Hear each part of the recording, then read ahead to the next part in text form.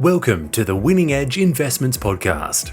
Winning Edge Investments provides industry-leading horse racing and sports betting tips, ratings and education, enabling you to invest intelligently and treat your betting like a business. Go to www.winningedgeinvestments.com to learn more about how you can start to supercharge your betting bank immediately. Treat your betting like a business and invest intelligently with Winning Edge Investments.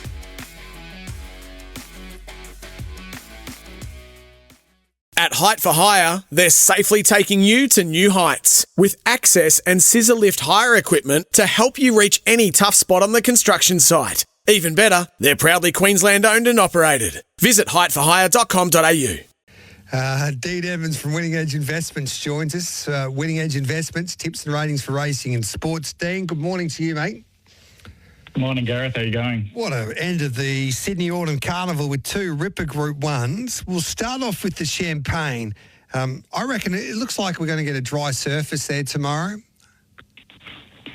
Yeah, no rain around, and Randwick usually dries pretty well, so I think we'll get a nice dry surface, but a little bit of give in it, which will be, beneficial to most horses. So as we take a look at the features there, we'll start off with the Champagne Stakes. Nepotism 420. Talking to Tyler Schiller today in Team Hawks, they'll go back from that gate because he's got no tactical speed and they'll ride him with one run and hopefully he's good enough. Within the Law, $5. State Fizz at $7. Buffalo, $7. Bella Zane at $9. Next Gen at $12. Spicy Lou at $13. Tupakara at $13. Federalist, Steve has just asked me, are you still keen on Federalist tomorrow? Because you talked me into it a week ago, Gareth, and I got the unders. Will Steve have something on again? I think that he'll just need some luck with the draw doesn't help us. But I reckon he shouldn't be $21. And then Michelangelo at $26 here. What are you thinking, Dino? From a historical profiling perspective, last 13 years, 12 of the 13 winners have come from barriers 1 to 7. So it's hard to draw wide and win. All 13 winners have had either a 7 or 14-day break, essentially coming out of either the Fernhill or the SARS Produce. It's usually a class horses race. Average prize money 30k plus has been 12 of the 13 winners. All 13 winners had 100k plus prize money in the bank. And no winner has had only 1 or 2 career starts. So from a profiling perspective, nepotism for me is a real lay, having had only 2 career starts, coming out of the Bellevue last start, and quite a few of the other sort of profiling factors. I don't have nepotism in my top 5. I think these are all unders at the moment for me. Really an average speed predicted here. Bella Zane and Spicy Lou will set the pace. Lady Pankhurst up front also, but Spicy Lou ran something like 17 lengths below standard when leading into Fernhill, and Bella Zane, to run the miles, want to stack them up. So I think it's going to be a softly run Champagne, and then you sort of got, is it Spectacular, Chupacabra, and Within the Law, who should all be handy. And then a lot of the chances, State Visit, Nepotism, they're going to be back and wide. They're going to need to figure out whether they push forward or yank back. And Buffalo, right up the back as well. So, I'm quite keen on Within the Law. It's still 3 wins and a really close second from its first 4 starts. It was 4 wide, no cover, and flew home to win the Sweet Embrace. Then obviously fell in the Golden Slipper. And then third in the Arrowfield last start, again, running really excellent late sectionals. Dion Baker's obviously absolutely flying. The 1200 to the miles, the one, real big negative with it. What's your stats say there, Dino? That'll stuff it up, won't it? Nothing. No. Yeah, nothing there. But there's a first time for everything. And yes. on everything else, I've just got Within the Law well clear. And there's nothing from a profiling perspective. There's no horse that sort of ticks all the boxes anyway. So, I've got Within the Law that's rating quite clearly on top. I'm respecting for sort of multiples and quaddies and that sort of thing. I think State Visit, Bella Zane, Buffalo can all win the race. I'm happy to risk nepotism. I just don't think the race shape or its profile suits it all. I've got a lot of time for Spicy Lou, but I just think she's not going to get that same kind of easy lead and easy run in this race. So Within the Law, sort of the one that profiles the best for me, despite that sort of 1200 to mile and 7-day backup that someone's going to do at the moment. I think it's going to be Bjorn. And State Visit, Bella Zane, Buffalo. I think they can all win the race if they have luck in running. There you go. That is interesting. Look there at the Champagne. Briasa at 380 in the All Age. You've got Jimmy Star at 6, Broadsiding at 650, Jolly Star at 7, Magic Time at $12, Kamachi 13, and Tino's first up at 16, Sunshine and Paris. Another tough gate is out to 17. And then you've got Bet and Debt at the Goodwood Champ at $21. How do you read this year's race of the All Age? From a profiling perspective, the TJ Smith's produced a winner 7 of the past 9 years, so that's usually the best sort of form profile. Again, barriers 1 to 7, 11 out of the 13 winners. 3 to 5-year-olds, 12 of the 13 winners. That's another older horse race. And 11 of the 13 winners have had 21 career starts or less. So it is sort of an up-and-comers race. From a ratings perspective and a historical profiling perspective, Briasi really does rate clearly on top. Obviously won the TJ Smith second up, which is very, very hard to do, and was over a Group 1 1200 at Randwick. So that was a really impressive win. Again, just maps really well. I think there's, again, a below average speed, even though Belclair's in there. Belclair and Desert Lightning sort of taking the front. Magic Time, Belclair goes a bit quicker and Desert Lightning kind of takes a sit behind it, then Magic Time can get across, maybe just sit outside the leader. Otherwise, there's a risk of her getting caught 3 wide.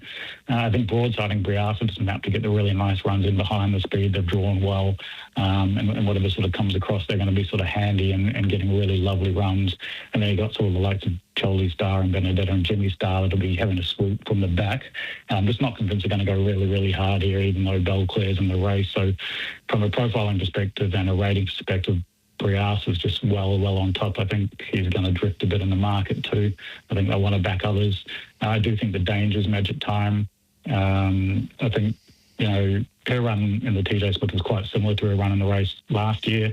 She sort of draws that barrier 1. She doesn't really like it. The fence was also off in the TJ Smith, so she sort of just got stuck on the fence and never really got a chance to show her true worth, but drawn out a bit and over 1400. That suits her much better. So Brias is sort of the one who maps and just rates to get all the favourites here, and I've got rating very, very clearly on top. Will improve, I think, third up. First run at 1400, but won the Hunter running 11 lengths above standard and was 3 wide, no cover. So I don't think that the trip's going to be a problem for him. And I've just got Briasa really clearly on top, and Magic Time I think is the best value at $13. If she can get sort of outside the leader, then she's definitely the one that Briasa is going to have to run down. What do you make of Broadsiding in that race from a historical profile situation here? 2,000 back to 1,400 off 28 days. Hasn't been done before. 3-year-olds have won 5 from 30 starters. Colts 2 from 24, so can be done. He's obviously a quality horse and he maps well. I've got him 5th. I've got Jolly Star and Kamachi slightly above him in my ratings, but he can certainly win the race, and I think it's probably going to be one of those 5 that wins the race. I think the map really helps him and doesn't help a couple of the others, so he's in the race on that regard. But it'll be a big training effort to get a horse from 2,000 back to 1,400 off a 28-day break. I wonder how many times it's been tried to, how many times it's been done to try and achieve this. Yeah, look, when you're going back in distance, it's often not just the distance, it's the time. And 2,000 back to a mile and a mile back to 1,200 are 2 really, really positive profiles as long as you've sort of had 3 or 4 weeks off. They're very, very positive betting profiles, but 2,000 to 1,400 is a lot less common. Yeah. So it will be interesting to see how he goes. But, he's sort of... he's obviously won Group 1s over 1,400, and that Rosehill Guineas was pretty softly run, so it's not like he's coming off a hard 2,000. So, he's most certainly in the mix, and I think he creates kind of a really interesting different form profile from most of these horses coming from the TJ. But, if you like them, can't talk you out of them at all. Love your work, Dino. Outside of those Group 1s, do you have a winner for us, or is you just concentrated on the big G1s? I think if you were looking for a lock early on, Swift Falcon, I know he's he's a get-back horse, and he's having his 5th run of the prep, and there's a few negatives there, but I think the market will try to find something else, and he might drift out a bit. Yeah. He should have won the Carbine Club, just got way too far back. There isn't an evaporate in this race. The only horse who's sort of got significant talent, I think, is Firm Agreement, and he's going to get back as well. Mason Louis is another that certainly running really good sectionals, but there's a big step up in grade. But I just think, it's one of those ifs. But if he runs to his best with Falcon, he should just easily put these away, and he might be a good sort of multi-starter at the beginning of the day. Love your work, Dino. For the SEN listeners, just go to Winning Edge Investments. I keep on saying it, the best value that you can find all weekend. You type in SEN, you get a 50% discount, lifetime discount there with Winning Edge Investments. Good luck there tomorrow, mate. Cheers, Gareth. Same to you. There's Dean Evans from Winning Edge Investments. At Winning Edge Investments, our team of highly skilled expert analysts and full-time professional punters review the data, crunch the figures, assess the best betting opportunities, and deliver them to your phone via our app and your email inbox in real time so you profit. Go to www.winningedgeinvestments.com. Look at our membership options, make your choice, and enter the promo code PODCAST to receive a special 25% discount on your first membership just for listening. That's PODCAST in capital letters for a 25% ongoing discount on your first membership. Treat your betting like a business and invest intelligently with Winning Edge Investments.